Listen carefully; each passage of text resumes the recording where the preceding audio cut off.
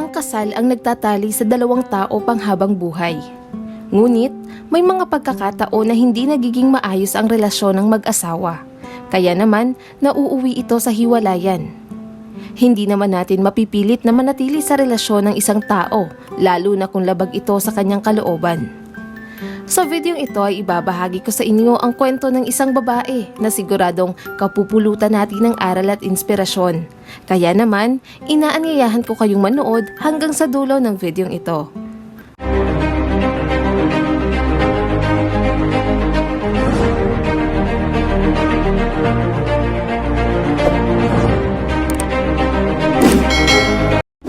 Ang pangyayaring ito ay naganap sa bansang Colombia, kung saan naninirahan si Antonella Milena, 37 taong gulang at mayroon ng asawa. Masayahin si Antonella at gusto niya na nagagawa niya ang mga bagay anuman ang kanyang naisin. Mahigit 2 taon na silang kasal ng kanyang asawa at sa loob ng panahong iyon ay masasabing hindi naging maganda ang kanilang pagsasama. Halos wala silang panahon sa isa't isa dahil sa kanilang trabaho. Bukod pa roon ay hindi na sila masaya. Gusto ni Antonella na ipagpatuloy pa ang kanilang relasyon sa kabila ng kanilang sitwasyon. Para sa kanya, sagrado ang kasal at dapat kung sino ang taong pinakasalan mo ay siya na rin ang makakasama mo habang buhay. At handa siyang gawin ang lahat para lang hindi siya hiwalayan ng kanyang asawa.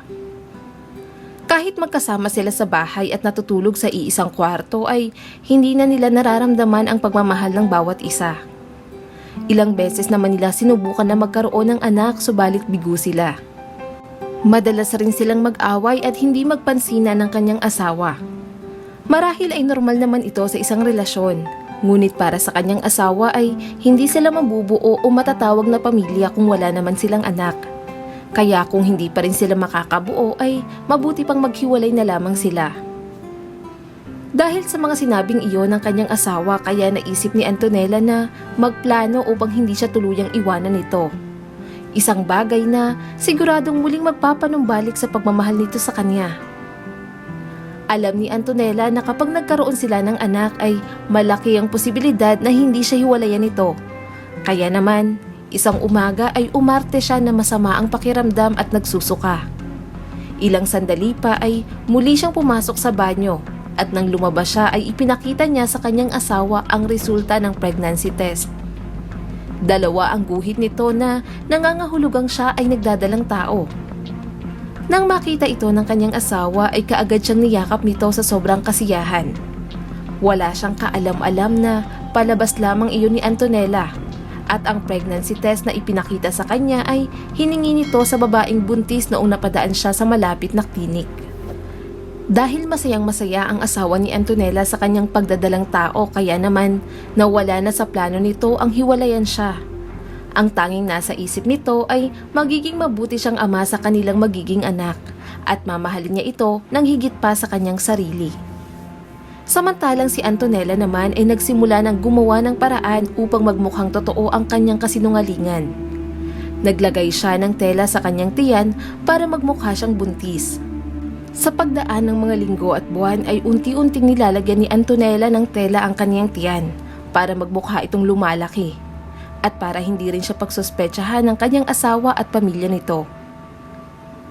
Para mas maging makatotohanan pa ang kasinungalingan ni Antonella ay kinakailangan niyang magpakita ng ultrasound sa kanyang asawa. Simple lang naman ang kanyang ginawa.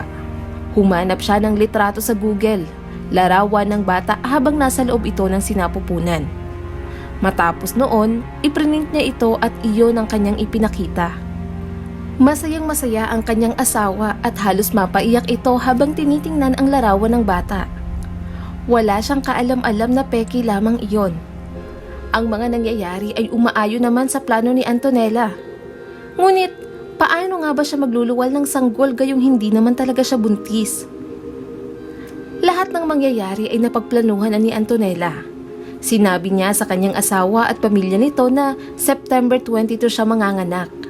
Ayon pa sa kanya, iluluwal niya ang sanggol sa pamamagitan ng cesarean section. Alam ni Antonella na hindi na siya paghihinalaan pa ng kanyang asawa dahil paniwalang-paniwala ito na nagdadalang tao siya. Ipinamalita na rin ito sa kanyang mga kapitbahay na malapit na raw siya maging tatay. Makalipas nga ang ilang buwan ay dumating na ang itinakdang araw na di umano'y manganganak na si Antonella. At para hindi mabunyag ang kanyang kasinungalingan, maaga pa lamang ay umalis na siya ng bahay nang hindi nagpapaalam sa kanyang asawa. Ipinagtaka naman ito ng kanyang mister. Bakit umalis si Antonella nang walang paalam gayong manganganak ito? Sinubukan niya itong tawagan ngunit walang sumasagot. Pinuntahan niya rin ang ospital kung saan dapat siya manganganak subalit wala ito roon. Pagsapit ng 7:00 ng gabi, nakatanggap ng tawag ang kanyang asawa mula mismo kay Antonella. Naroon daw siya sa tapat ng palengke sa kabilang bayan. Matapos itong marinig ng kanyang asawa ay kaagad niya itong pinuntahan kasama ang kanyang pamilya. Nang makarating sila sa nasabing lugar, kaagad nilang nakita si Antonella. Subalit ang ipinagtataka nila ay maliit na ang tiyan nito pero wala siyang daladalang sanggol. Nang tanungin nila ito ay kaagad naman itong nagpaliwanag. Ayon kay Antonella, noong umaga raw ay naglalakad siya papunta sa ospital nang bigla siyang harangin ng pulang van. Sapilitan raw siyang isinakay ng mga kalalakihan.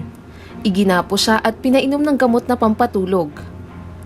Matapos noon ay hindi niya na raw alam ang mga sumunod na nangyari. Nang magising raw siya, naroon na siya sa damuhan sa tapat ng palengke. Dito raw niya na-realize na wala na ang bata sa kanyang sinapupunan. Marahil ang dumukot raw sa kanya ay ang sindikato na nagbebenta ng mga lamang loob at mga bata. Nang marinig nila ang kwento nito ay hindi nila maiwasang mag-alala at matakot. Dahil sa pag-aalala sa kanya, gusto siyang dalhin ng kanyang biyanan sa ospital para patingnan. Iniisip nila na kung sapilitan kinuha ang sanggol sa kanyang sinapupunan ay baka magkaroon ito ng impeksyon kay Antonella. Ngunit ayaw niyang pumunta kaya sapilitan siyang dinala sa Niño Jesus de Soledad Hospital.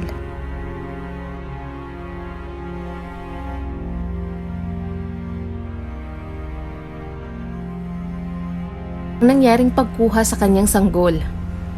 Tumawag rin sa mga pulis ang kanyang asawa upang i-report ang mga pangyayari at para mahanap ang gumawa nito sa kanyang asawa at anak.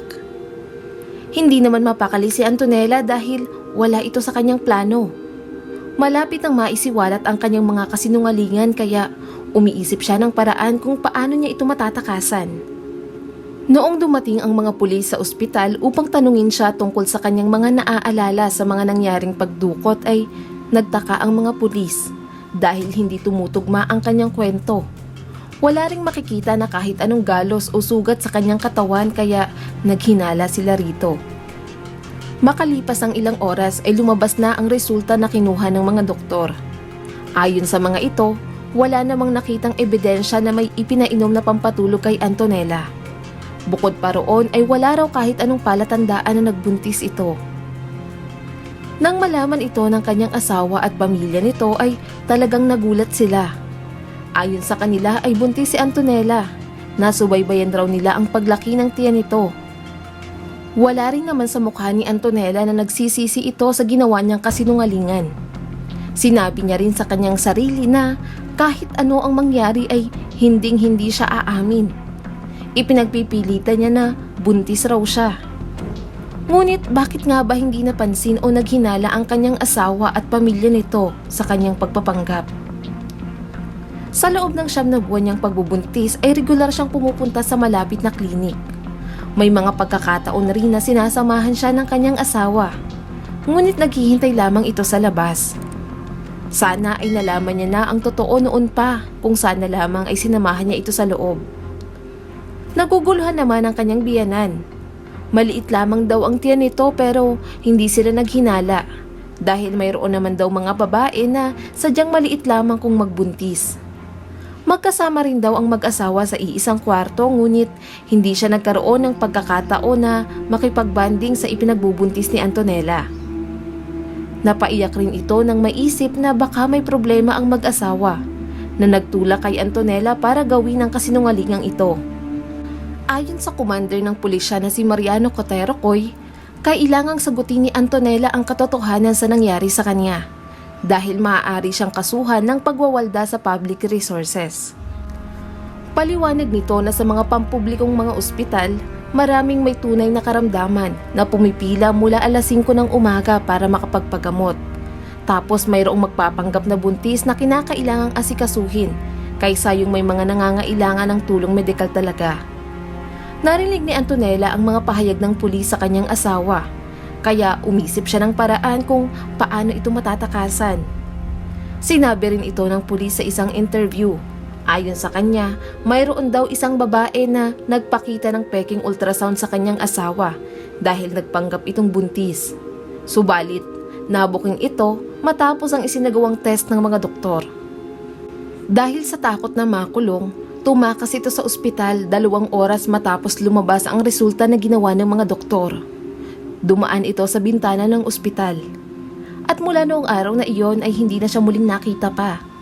Wala rin ang sino mang nagtangkang hanapin siya dahil sa ginawa niyang panloloko. Ayon sa kanyang asawa, kung bumalik raw ito ay hindi niya na ito matatanggap pa. Wala daw puwang sa buhay niya ang ganoong klase ng tao. Mas mabuti pa raw na mag-isa kaysa may kasama ka na niloloko ka lang pala. Sa huli ay nakarma si Antonella dahil sa kanyang nagawa. Ginawa niyang kalokohan ang pagiging isang ina. Bukod pa roon ay wala nang sino man ang gusto na makita o makasama pa. Maraming salamat sa patuloy na panonood sa aking munting channel. Kung nagustuhan mo ang videong ito ay huwag mong kalimutang mag-like and subscribe at pakipindot mo na rin ang notification bell para updated ka sa mga susunod nating video.